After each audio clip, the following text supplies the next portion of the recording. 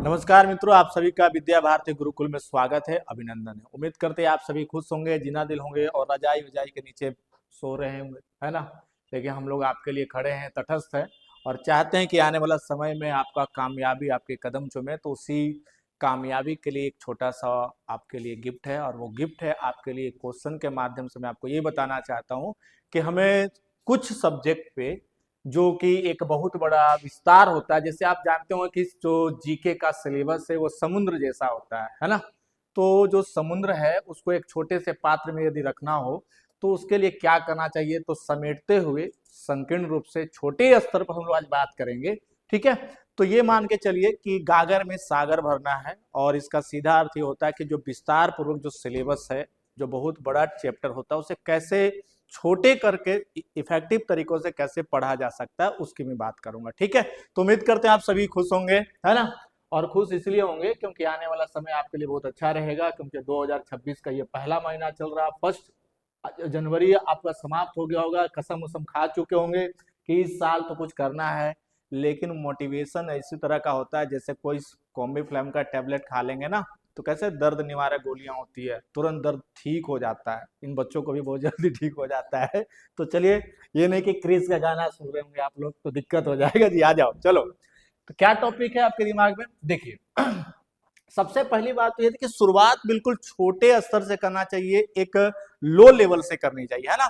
तो हमारे देश में जो सरकार का जो स्टेप होता है, सरकार का जो डिस्ट्रीब्यूशन किया गया है, आप पढ़े होंगे पॉलिटिकल साइंस में या पॉलिटी में या इंडियन कॉन्स्टिट्यूशन में, कि इंडियन गवर्नमेंट को अगर देखा जाए तो ये तीन टायरों में बटे होते हैं, तीन लेवल में ये बटे होते हैं, जिसको हम सेंट्रल गवर्नमेंट, स्टेट गवर्नमेंट और लोकल गवर्नमेंट के रूप में जानते हैं। तो आज हम लोग जो शुरुआत करेंगे बिल्कुल लोकल गवर्नमेंट से करेंगे कि आखिर भारत गांवों का देश है और इस गांव के विकास के लिए हमारी सरकार क्या करती है, हमारा संविधान क्या करता है, इसके बारे में बातचीत करेंगे। ठीक है, तो देखिए सवाल ये है, जैसे कि मान लीजिए कि आपके पास एक टॉपिक है, बहुत ही इंपॉर्टेंट टॉपिक है, अक्सर एग्जाम में पूछे जाते हैं। इसे हम लोग स्थानीय सरकार या लोकल गवर्नमेंट कहते हैं। ठीक है, कौन सा गवर्नमेंट, लोकल गवर्नमेंट के रूप में इसको जानते हैं।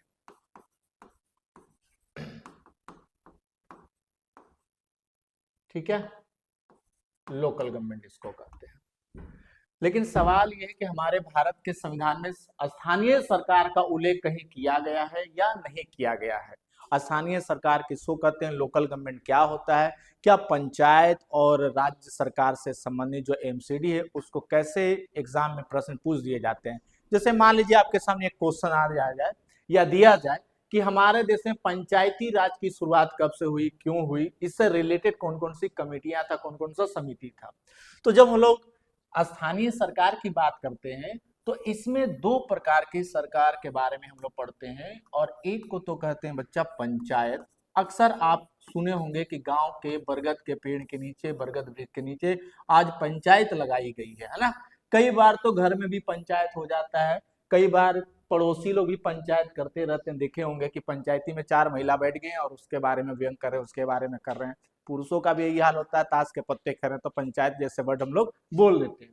लेकिन मैं उस पंचायत की बात नहीं कर रहा हूं। पंचायत वो है जो उस गांव के विकास के लिए होता है, जिसके एक व्यक्ति जो वहीं के जनता के द्वारा चुना जाता है, बोलचाल की भाषा में हम उसे प्रधान, मुखिया, सरपंच के रूप में जानते हैं। ठीक है, तो एक तो पंचायत शब्द इसमें आ जाता है, और दूसरा जो शब्द है आपके पास वो है आपके पास नगर निगम, एमसीडी। ठीक है, म्युनिसिपल कॉर्पोरेशन डिपार्टमेंट जिसको कहते हैं, नगर निगम। ठीक है ना, नगर निगम। तो ये पंचायत जो होती है वो गांव के स्तर पर, ग्राम स्तर पर काम करती है, विलेज लेवल पर काम करती है। इसको आप ग्राम स्तर कर सकते हैं, विलेज लेवल पर ये काम करती है। ठीक है, कौन, पंचायत। और जो नगर निगम है, जैसे ही 5,000 से ज्यादा अगर किसी कस्बे का, किसी स्टेट का या किसी राज्य का या किसी भी क्षेत्र में रहने वाले छोटे से गांव का जनसंख्या बढ़ गया, मतलब कि कोई गांव है और वहां की जनसंख्या 5,000 से ज्यादा हो जाए और वहां के रहने वाले जो लोग हैं वो ये मान के चले कि 70% जो आबादी है वो कृषि कार्य नहीं करते, उससे कम कार्य करते हैं, तो उसे नगर निगम के अंतर्गत रखा जाता है। और अगर ऐसा नहीं है कि वो 70% लोग अगर कृषि में काम करते हैं, एग्रीकल्चर में काम करते हैं, और जनसंख्या 5,000 से नीचे है, तो उस क्षेत्र को तो हम लोग क्या बोलते हैं, गांव कहते हैं, ग्राम कहते हैं। तो नगर निगम पे जब हम आते हैं तो एक छोटा सा कस्बा को भी कह सकते हैं, शहर को कह सकते हैं। तो ये शहर के विकास के लिए किया गया। किसके विकास के लिए? शहरों के विकास के लिए। ठीक है, ये किसके लिए किया गया है? शहर के विकास के लिए किया गया। ओके, चलिए, तो ये तो आपका हो गया शहर स्तर पर, टाउन लेवल पर। तो मैंने आपको ये बताया कि हमारे देश में स्थानीय सरकार को दो वर्गों में बांटा गया है, एक को पंचायत कहते हैं, दूसरे को नगर निगम कहते हैं। सवाल ये है कि क्या इस पंचायत का उल्लेख भारत के संविधान में है या नहीं है, और अगर नहीं था तो कब आया, क्यों आया, किस तरह आया, इसको थोड़ा सा समझ लेते हैं। ठीक है, आइए। अगला पॉइंट ये आ जाता है कि आखिर हमारे देश का पंचायत का इतिहास क्या रहा। इतिहास जानने से ये पता चलता है कि क्या खामियां होती है ना। ठीक है, अगर आप किसी का इतिहास जान जाए कि भाई इसके पिताजी चोर थे, अब बताओ डाकू मंगल सिंह, तो उसका बेटे को क्या होने का संभावना ज्यादा है? आपको पता होगा कि एक कुल से चलते आ रहा, खानदानी चलते आ रहा, तो बड़ा मुश्किल हो जाता है, लोग उसको शक के निगाहों से देखते हैं। तो इतिहास जानने का फायदा ये है कि आपका पिछला रिकॉर्ड के बारे में पता चल जाता है। ठीक है, तो पंचायत का क्या इतिहास है, क्या हमारे देश में पंचायत ब्रिटिश सरकार के शासन काल में आया, या मुगलों के शासन काल में आया, या प्राचीन काल के वैदिक काल में आया, इसकी बात करते हैं। तो जब हम पंचायत का इतिहास देखते हैं, हिस्ट्री ऑफ पंचायत की बात करते हैं, तो थोड़ा समझ लेते हैं। ठीक है, इतिहास इसका क्या है। तो देखिए, सबसे पहले तो ये याद रखिए कि जो प्राचीन भारत है, एनिसेंट इंडिया जिसको कहते हैं, पुरानी भारत जो है, ठीक है, प्राचीन भारत में भी पंचायत हुआ करता था। ठीक है, जब आप लोग वैदिक काल पढ़ते हैं, और खास करके उत्तर वैदिक काल जब पढ़ते हैं, तो उत्तर वैदिक काल में आपको पंचायत शब्द का इस्तेमाल किया गया है। ठीक है, तो पंचायत प्राचीन काल से ही आ रहा है। इसका मतलब ये हुआ कि पहले भी गांव के विकास के लिए गांव स्तर पर उसी गांव में से कुछ लोगों को अपना मुखिया बना लिया जाता था, और उसे हम लोग पंचायत के रूप में जानते थे। तो एक बात ये आपको समझ में आ गया। लेकिन वैदिक काल समाप्त हुआ, राजवंशों का शासन काल समाप्त हुआ, तो इसी प्राचीन भारत के बाद मध्यकालीन भारत का जो समय आता है, तो इसमें आप देखते होंगे कि एक वंशज आया था जिसको हम बोलते हैं मुगल वंश। कौन सा वंश? मुगल इंपायर या मुगल वंश बोलते हैं। मुगल वंश हो, या फिर आप कह सकते हैं कि दिल्ली सल्तनत का समय हो, निश्चित रूप से इस समय भी क्या था? पंचायत था। लेकिन जब मुगलों की सत्ता समाप्त हो जाती है, औरंगजेब की मृत्यु हो जाती है, तो भारत में देखते होंगे कि ब्रिटिश शासन का आधिपत्य या ब्रिटिश शासन का साम्राज्य आ जाता है। और इस तरह से ये कह सकते हैं कि भारत में जब ईस्ट इंडिया कंपनी का शासन आया, किसका? ईस्ट इंडिया कंपनी का शासन आया, तो गांव के विकास करने के लिए, ग्रामीण स्तर पर विकास का कार्य करने के लिए ईस्ट इंडिया कंपनी ने भी पंचायत को क्या किया, कह सकते हैं रिकमेंडेशन किया, पंचायत के लिए खर्चा किया, पंचायत की स्थापना किया। तो यहाँ पर एक सवाल बनता है कि हमारे देश में आधुनिक भारत में या आधुनिक भारत के इतिहास में ईस्ट इंडिया कंपनी के द्वारा, जब आपसे पूछा जाए कि ईस्ट इंडिया कंपनी के द्वारा पंचायती राज व्यवस्था की शुरुआत कब हुई, ठीक है, तो यहाँ पर आपको दो सवाल याद रखना है। पहली बात तो हम अगर बात करें तो 1860 1860 में एक व्यक्ति है जिसका नाम है लॉर्ड मेयो। क्या नाम है इनका? Lord Mayo. लॉर्ड मेयो ने ये कहा कि भाई पंचायत होना चाहिए, हम इसके लिए वित्तीय सहायता देंगे, फाइनेंशियल सपोर्ट करेंगे। किसके विकास करने के लिए? गांव के विकास के लिए। लेकिन सही मायने में देखा जाए तो नियमबद्ध तरीका से नहीं बनाया गया, जहां तहां ये व्यवस्था की गई। लेकिन ये जरूर कर सकते हैं कि पंचायत के प्रोग्रेस करने के लिए, पंचायत का विकास करने के लिए, पंचायत स्तर को थोड़ा सपोर्ट करने के लिए 1860 में ये व्यक्ति जिसका नाम लॉर्ड मेयो है, उसने पंचायत पे खर्चा करना क्या किया? शुरू किया। लेकिन बात चलता है, जैसे ही हमारे देश में लॉर्ड रिपन का शासन काल आता है, किसका? लॉर्ड रिपन का, तो ये कहा जाता है कि 1882, कौन सा? 1882 के टाइम पे ये कहा जाता है कि जो लॉर्ड रिपन है, कौन सा रिपन? Lord Ripon. तो लॉर्ड रिपन का मानना यह कि भाई पंचायत बहुत अच्छी चीज है, पंचायत से गांव स्तर पर गांव में रहने वाले लोगों के लिए डायरेक्ट उनसे कंसल्ट करता है, उससे लिंक करता है, उससे समझ रखता है। तो ये कह सकते हैं कि बड़े स्तर पर, बड़े लेवल पर जो काम किया वो किसने किया? लॉर्ड रिपन ने। इसलिए कहा जाता है कि स्थानीय स्वशासन का जनक, लोकल या फादर ऑफ लोकल गवर्नमेंट कह सकते हैं, या ये कह सकते हैं स्थानीय स्वशासन।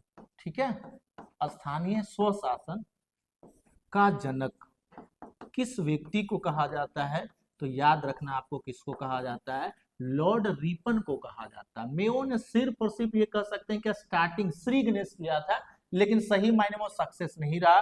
ये व्यक्ति क्या करता है? लॉर्ड रिपन अपने शासनकाल में इसका बहुत अच्छा विकास करता है। ठीक है, तो यह स्टार्टिंग का टाइम था कि लॉर्ड रिपन को स्थानीय शासन का क्या कहते हैं? जनक कहते हैं।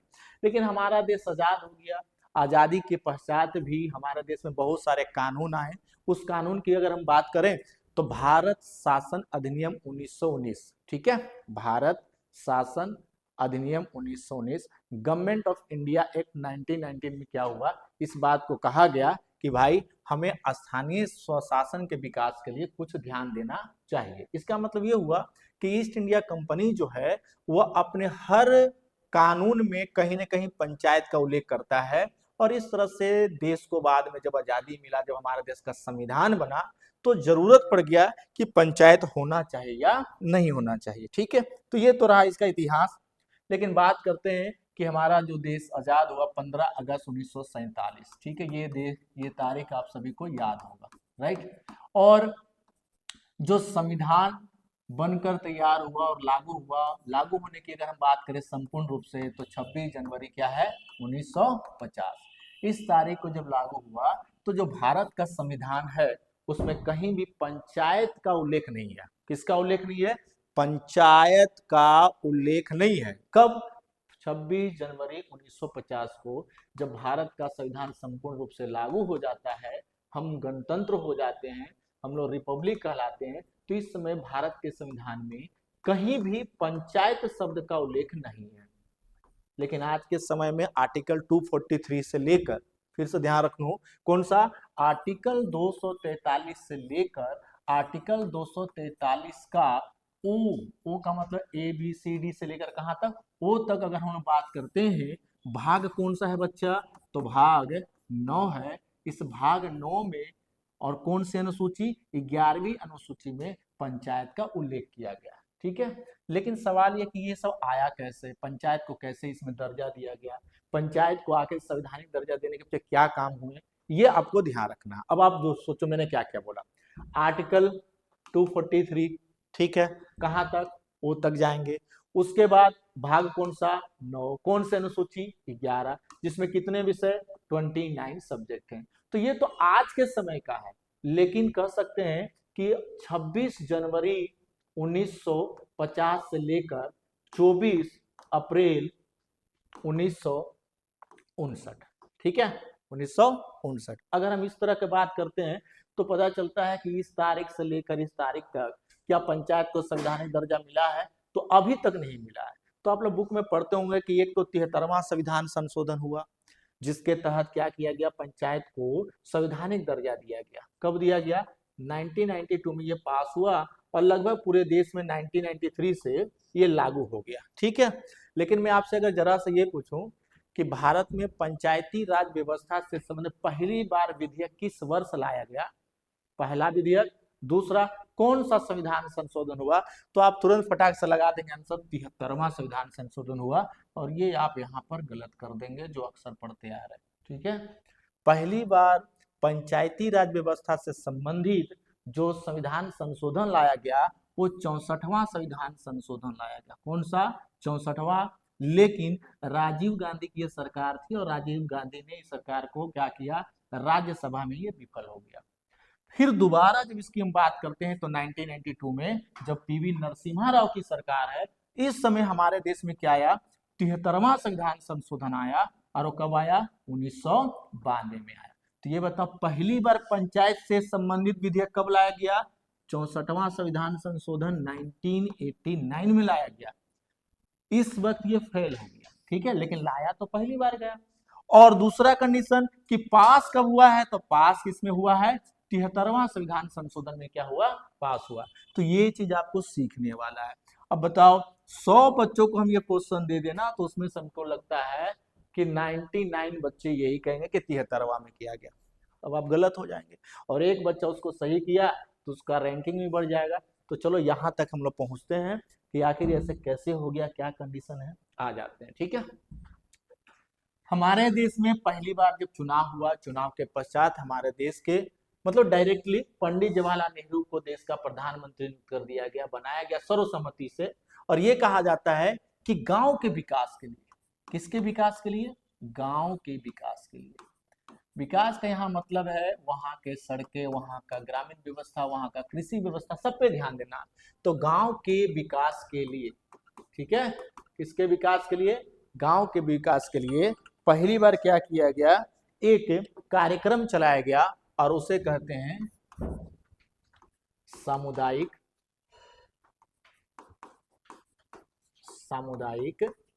विकास कार्यक्रम।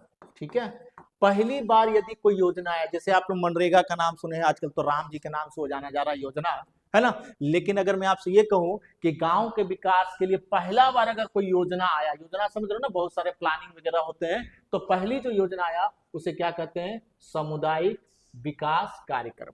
क्या उद्देश्य था इसका, इसका उद्देश्य इतना ही था कि भाई गांव के विकास करना। क्यों, क्योंकि अभी अभी भारत के प्रधानमंत्री बने हैं जिनका नाम है पंडित जवाहरलाल नेहरू। और आपको पता होगा कि जब हमारे देश को आजादी मिली तो सबसे ज्यादा प्रभाव जो हुआ वो गांव पे हुआ। तो ये बताइए सरकार का सबसे उद्देश्य क्या होता है, गांव के लोगों को मजबूत करना, गांव के लोगों को जो समस्याएं उसको सॉल्व करना, उसकी समस्याओं का समाधान करना। तो इन समस्याओं का समाधान करने के लिए पंडित जवाहरलाल नेहरू ने कौन सा योजना चलाया, सामुदायिक विकास कार्यक्रम चलाया, जिसका उद्देश्य गांव का क्या करना, विकास करना। ठीक है, और इस योजना के तहत खूब सारे फंडिंग हुए, गांव का विकास किया जाए। लेकिन हमारे देश के कुछ नेता लोग क्या किए, पैसा तो जरूर जाता गांव के विकास करने के लिए, लेकिन ये कह सकते हैं कि गांव तक पहुंचता ही नहीं, उन लोगों के पास ये पैसा नहीं पहुंचता जो इसके हकदार थे। और इस तरह से ये कह सकते हैं कि सामुदायिक विकास कार्यक्रम जो है वो पूरी तरह से इंडिया में क्या रहा, विफल रहा। अब जब पूरी तरह से इंडिया में ये विफल रहा तो बड़ा दिमाग खराब हो गया, किसका, पंडित जवाहरलाल नेहरू का। फिर से इलेक्शन हुआ 1952 में, फिर से चुने गए। इनका दूसरा, पहला बार इनका ध्यान आया कि भाई गांव के विकास के लिए कुछ जरूर करना चाहिए। ऐसे में जनता से ही पूछा जाए क्या किया जाए, और इस तरह से ये कहा जाता है कि पंडित जवाहरलाल नेहरू को लगता है कि अब हमें कुछ काम करना चाहिए, पंचायत हो या कोई भी संस्था हो जो गांव का विकास करे। तो इसके लिए इनका मानना है कि गांव के विकास के लिए क्या किया जाए। तो उस समय के आईएएस ऑफिसर रहे, ठीक है, उनको बुलाया गया और उस व्यक्ति का नाम था बलवंत राय। क्या नाम उनका, बलवंत राय। उनसे ये कहा गया कि भाई मुझे कोई ऐसा योजना बताओ, या ये कहो कि जो मैं सामुदायिक विकास कार्यक्रम चला रहा हूं वो विफल क्यों हो गया। तो इसके लिए उन्होंने अपना सुझाव दिया, अपना रिपोर्ट दिया, और ये कह सकते हैं कि जो ये पंचायत है, कौन सा, पंचायत, पंडित जवाहरलाल नेहरू का कहना है कि क्या ये बताओ पंचायत होना देश में जरूरी है, यस या नो। तो इनका कहना था कि भाई जरूरी तो जरूर है, लेकिन कैसे जरूरी है बताओ। तो पंचायत से संबंधित इन कमेटी बनाई गई, और उन कमेटियों की जब हम बात करते हैं तो हमारे देश में क्रमवार सीक्वेंस में बहुत सारे कमेटियां आया और रिकमेंडेशन दिया कि पंचायत ऐसा होना चाहिए, पंचायत ऐसा होना चाहिए, पंचायत ऐसा होना चाहिए। इस तरह से मामला चलते गया। ठीक है, तो जब हम लोग पंचायत से संबंधित समितियों की बात करते हैं तो एक समिति आती है जिसको बोलते हैं बलवंत राय। ये बहुत ही इंपॉर्टेंट पॉइंट है, आप याद रखिए, बलवंत राय मेहता समिति। अब आप बताओ इसको क्यों बुलाया गया है, बड़ा ही सिंपल सा लॉजिक है। भारत में सामुदायिक विकास कार्यक्रम गांव के विकास के लिए आया, लेकिन वो सक्सेस नहीं हुआ। प्रधानमंत्री जी चाहते हैं कि गांव के विकास करने के लिए कोई ऐसी संस्था बनाई जाए जो गांव का प्रोग्रेस हो सके। तो इसके लिए जरूरी था कि कोई कमेटियों का निर्माण किया जाए, और इन कमेटियों में पहली बार पंचायत से रिलेटेड एक कमेटी बैठाई गई जिसका नाम क्या है, बलवंत राय मेहता। इसको समिति आप कह सकते हैं, ठीक है, कमेटी हो गया। अब आपको पता होगा कि जब कमेटी बनता है तो उसका एक ईयर होता है, तो हम यहाँ एस्टेब्लिश ईयर लिख देते हैं। गठन वर्ष इसका क्या है, तो आप कह सकते हैं कि 1956। कौन सा, 1956। लेकिन यह अपनी रिपोर्ट कब देते हैं, तो रिपोर्ट की जब हम बात करते हैं तो 90-50 क्या हो गया 7। वैसे तो ये एग्जाम में ना के बराबर आता है, लेकिन इतना याद रखिएगा, पहली बार पंचायत का विकास करने के लिए, गांव का विकास करने के लिए कौन सी कमेटी बैठाई गई थी? बलवंत राय मेहता समिति। और इसका सीधा संबंध किससे था? तो पंचायत के विकास से रिलेटेड था। नेक्स्ट पॉइंट ये हो जाता है कि भाई रिपोर्ट तो बन गया, जब ये रिपोर्ट सरकार को सौंपी गई तो इसने सुझाव क्या दिया, रिकमेंडेशन क्या किया, पंडित जवाहरलाल नेहरू को क्या बोला गया? तो जानते हैं क्या सुझाव दिया गया? ये सुझाव ये दिया कि भाई अगर गांव का विकास करना है तो गांव में पंचायत होना चाहिए। क्या होना चाहिए? पंचायत होना चाहिए, जिसमें जनता के द्वारा चुने हुए प्रतिनिधि आएंगे और उद्देश्य ये रहेगा कि गांव के लोगों को शक्ति दिया जाए, पावर दिया जाए कि आप भी सत्ता के हिस्सेदार हैं और आप भी शक्तियों का विभाजन कर सकते हैं, बल्कि आपकी जो जरूरत है उसको पूर्ति कर सकते हैं। इसलिए कहते हैं कि सत्ता का विकेंद्रीकरण करने के लिए या शक्तियों का विकेंद्रीकरण करने के लिए ऐसा किया गया था। ठीक है, तो यहाँ पर जो सुझाव दिया जाएगा, इनका कहना कि पंचायत बनाए, लेकिन वो पंचायत होना चाहिए त्रिस्तरीय, 3 टायर में होना चाहिए। कितने टायर में होना चाहिए? 3 टायर में होना चाहिए। 3 लेवल वाला पंचायत बनाओ। एक आदमी बोला अच्छा 3 टायर कैसा होता है बताइए जरा।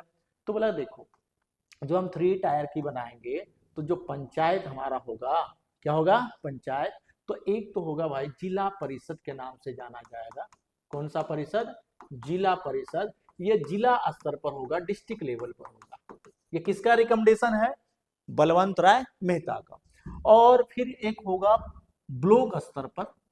किस स्तर पर? ब्लॉक स्तर पर। ब्लॉक का मतलब होता है, कई जगह पे ब्लॉक को खंड भी बोलते हैं, कई जगह पे प्रखंड भी बोलते हैं। आपके गांव में भी गांव कोई ना कोई ब्लॉक में आता होगा, जहां से आप कास्ट सर्टिफिकेट या डोमिसाइल सर्टिफिकेट बनाते होंगे, उसी को ब्लॉक कहते हैं। ठीक है, ब्लॉक स्तर पर। ठीक है, और तीसरा जो होगा वो होगा कौन सा स्तर पर? ग्राम स्तर पर। ग्राम स्तर पर। इसमें सबसे छोटी जो इकाई होगी वो ग्राम स्तर पर पंचायत होगा, ब्लॉक लेवल पर आपका एक होगा, और एक आपका किस पे? जिला परिषद पर होगा। ठीक है, और बोला कि इसमें जो भी सदस्य चुने जाएंगे वो जनता के द्वारा चुना जाएगा। इसी को हम लोग बोलते हैं कि भारत में पंचायती राज व्यवस्था का स्टार्टिंग करने के लिए बलवंत राय मेहता ने ये रिपोर्ट दिया। सरकार को बहुत अच्छा लगा, बोला ठीक है जिस पे काम करते हैं। और इतना अच्छा काम हुआ, इतना अच्छा काम हुआ कि ये कह सकते हैं 1958, कौन सा ईयर है? 1958 में शोध के रूप में, रिसर्च के रूप में आंध्र प्रदेश में, ध्यान रखिएगा, 1958 में शोध के रूप में, रिसर्च के रूप में आंध्र प्रदेश में इसको टेम्पोररी तौर पर लागू करके देखा गया कि ये पंचायत काम करता है कि नहीं करता है। बहुत अच्छा काम किया, और इतना अच्छा काम किया कि पंडित जवाहरलाल नेहरू, आप सभी को मालूम होगा कि सामुदायिक विकास क्रम की शुरुआत 2 अक्टूबर 1952 को किया गया। ठीक है, ऐसा क्यों किया गया? 2 अक्टूबर 1952 को इसलिए किया गया है क्योंकि हमारे देश के जो महात्मा गांधी, उनका सपना है कि भारत गांवों का देश है, और खास करके देखिएगा जितने भी आएंगे वो सब 2 अक्टूबर को ही आएगा। ठीक है, तो महात्मा गांधी की सपने को साकार करने के लिए पता चलता है कि पहली बार तो सामुदायिक विकास कार्यक्रम आया 2 अक्टूबर 1952, जो सक्सेस नहीं हुआ। इसको टारगेट पूरा करने के लिए और अच्छा मजबूत करने के लिए पंचायत आया।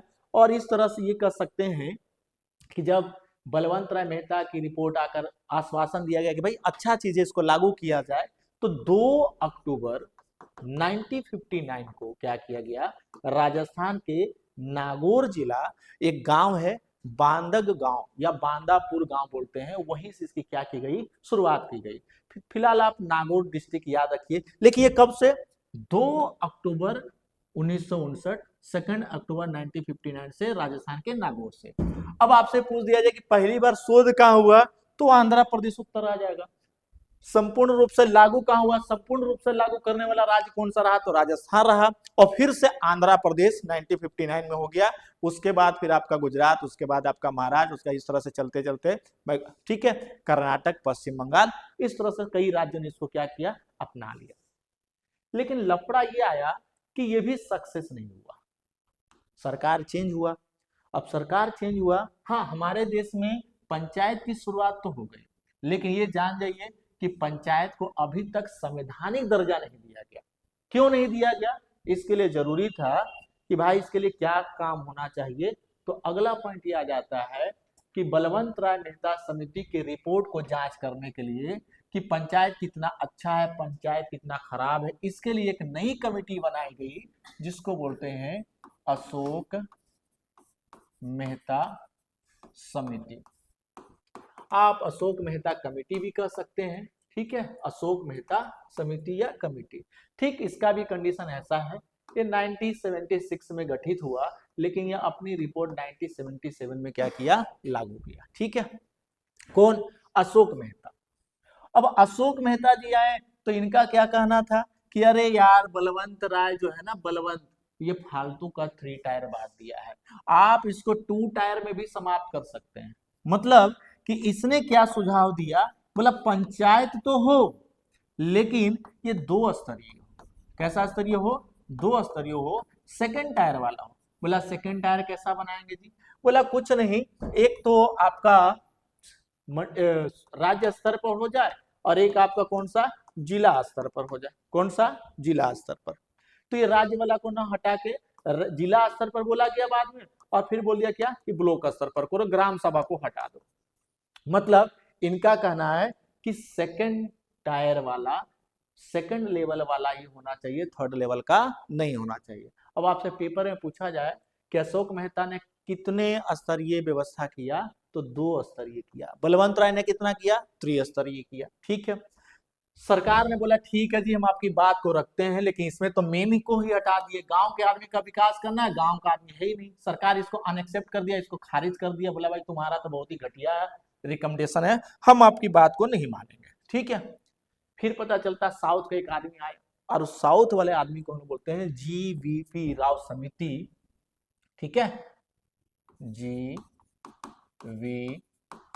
राव समिति। ठीक है, जीवी राव समिति आया।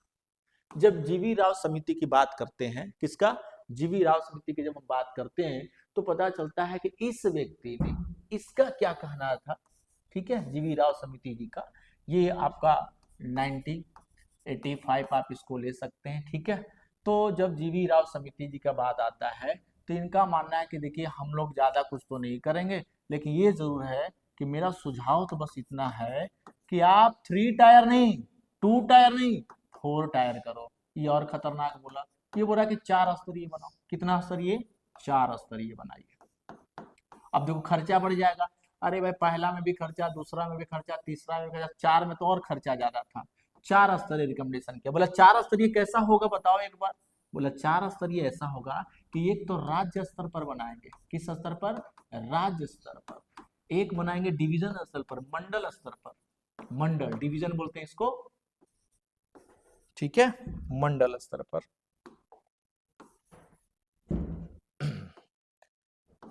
तो एक बनाया जाए किस पे, मंडल डिवीजन लेवल पर बनाया जाएगा। फिर बोला कि थर्ड वाला कहां बनेगा भाई, तो थर्ड वाला बनेगा डिस्ट्रिक्ट लेवल पर बनाया जाएगा। किस लेवल पर, डिस्ट्रिक्ट लेवल पर बनाया जाएगा। और फोर्थ जो बनाया जाएगा वो विलेज लेवल पर, ग्राम स्तर पर बनाया जाएगा। ये किस समिति का था, ये GV राव समिति का था, लेकिन फिर भी सक्सेस नहीं हुआ। ठीक, इसके ही रिपोर्ट को अच्छी तरह से रिव्यू करने के लिए, ठीक है, रिव्यू करने के लिए, जांचने परखने के लिए फिर से एक कमिटी आई, उसको बोलते हैं LM सिंघवी समिति। LM, ठीक है, LM सिंघवी समिति, लक्ष्मी मल्ल सिंघवी समिति बोलते हैं, LM सिंघवी समिति। ठीक है, LM सिंघवी समिति जब आता है, ठीक इसी के साथ, मतलब आप कह सकते हैं कि 1987 में इसी के समकक्ष उसी साल मतलब रिकमेंडेड कर दिया जाता है, इनको बुला लिया जाता है।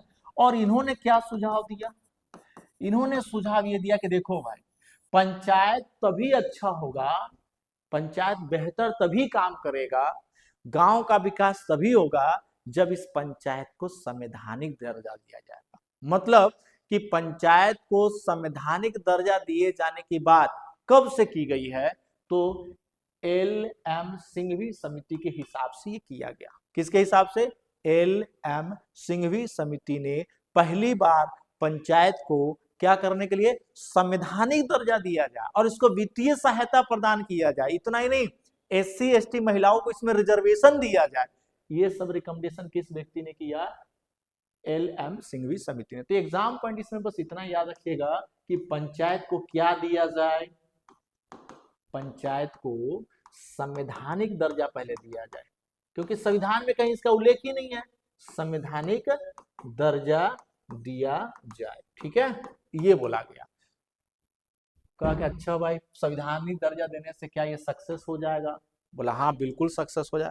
इसकी रिपोर्ट को फिर से जांच करने के लिए कि क्या ये बेहतर है या नहीं है, LM सिंघवी सही बोल रहे हैं या गलत बोल रहे हैं, इसके रिपोर्ट को जांच करने के लिए एक और कमिटी आया जिसको बोलते हैं PK थुंगन समिति। क्या बोलते हैं इसको? थुंगन समिति।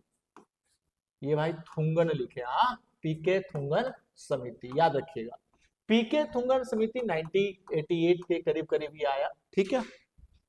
और जब ये कमिटी जब आया तो इसका लफड़ा ये हो गया कि इसने एकदम परफेक्ट बताया, सुझाव ये दिया कि बिल्कुल सही बोल रहे हैं, पंचायत को यदि प्रोग्रेस करना है, पंचायत का यदि विकास करना है तो पंचायत को संवैधानिक दर्जा देना बहुत जरूरी है। तो इसने भी कहा क्या? संवैधानिक दर्जा दिया जाए, ठीक है। कौन सा दर्जा दिया जाए? संवैधानिक दर्जा दिया है। तो जितने कमिटियां था उसका संबंध किससे है? पंचायत से है। अब देखो ये ईयर है 1988 का, हमारी सरकार को लगता है उस समय हमारे देश के प्रधानमंत्री राजीव गांधी जी हैं और इनका कहना कि भाई पंचायत को संवैधानिक दर्जा दो। तो आप सभी को मालूम है कि जब संविधान में संशोधन करना है तो हमें आर्टिकल 368 के तहत विधेयक लाना पड़ेगा। और जब ये विधेयक लाया गया तो पहली बार जो लाया गया, कितने नंबर का लाया गया? तो 64वां संविधान संशोधन। कौन सा? 64वां संविधान संशोधन, ठीक है। और जब 64वां संविधान संशोधन लाया गया तो 1989 में लाया गया कि क्या वाकई में पंचायत को संवैधानिक दर्जा देंगे तभी प्रोग्रेस होगा। लेकिन हुआ यूं कि संसद में जब ये विधेयक को लाया गया संसद में, तो लोकसभा में तो पास हो गया लेकिन राज्यसभा में ये फेल हो गया। इस तरह से 64वां वाला संविधान संशोधन विफल रहा। देखिए पंचायत के ऊपर पहली बार 64वां ही लाया गया, ठीक है। अब सवाल ये हुआ कि इनकी सरकार गिर गया। बाद में हमारे देश में एक नए प्रधानमंत्री आए जिनको PV नरसिम्हा राव कहते हैं। और PV नरसिम्हा राव के शासनकाल में, ठीक है, 73वां संविधान संशोधन लाया गया। जब 73वां संविधान संशोधन लाया गया तो ये ईयर था 1992 और ये प्रस्तुत किया गया कहाँ? संसद में। लेकिन जब संसद में प्रस्तुत किया गया तो 1992 ही ईयर है, ठीक है। तो लगभग 22 दिसंबर और 23 दिसंबर 1992 को लोकसभा और राज्यसभा दोनों में पारित हो गया, दोनों में पारित हो गया, लोकसभा में भी और कहा? राज्यसभा में भी। आप सभी को मालूम है कि कोई भी कानून, कोई भी चीज में बदलाव तब तक नहीं होगा जब तक कि राष्ट्रपति जी का सिग्नेचर नहीं होगा। तो नंबर आ जाता है 20 अप्रैल 1993, ठीक है, 1993। और इस दिन इस विधेयक पर 73वां संविधान संशोधन, पंचायती राज व्यवस्था से रिलेटेड संविधान संशोधन हुआ और राष्ट्रपति जी का इस पे हस्ताक्षर हुआ। राष्ट्रपति का क्या हुआ? हस्ताक्षर हुआ। और अब ये विधेयक नहीं रहा बल्कि ये अधिनियम बन गया और यह अधिनियम पूरे भारत में, संपूर्ण भारत में लागू हुआ कब? 24 अप्रैल 1993 को, ठीक है। पंचायत को संवैधानिक दर्जा दिया गया और ये कह सकते हैं कि संविधान में जगह नहीं था तो उसके लिए एक अलग से 11वीं अनुसूची बनाई गई जिसमें पंचायत को दर्जा दिया गया संवैधानिक, ठीक है। कितने विषय जोड़ दिए गए? 29 विषय जोड़े गए। आर्टिकल में संशोधन हुआ, 243 से लेकर आर्टिकल 243O तक पंचायत की चर्चा की गई। कितने विषय इसमें थे? तो कह सकते हैं कि इसमें 29 विषय थे। और इतना ही नहीं, इसी 24 अप्रैल को राष्ट्रीय पंचायती दिवस मनाया जाता है क्योंकि इसी दिन ये पास हुआ। इस तरह से पंचायत का ABC आपको समाप्त हो जाता है। अगले क्लास में हम लोग विस्तार पूर्वक इसका क्वेश्चन करेंगे। तब तक के लिए आज के लिए इतना ही रहते हैं। जय हिंद।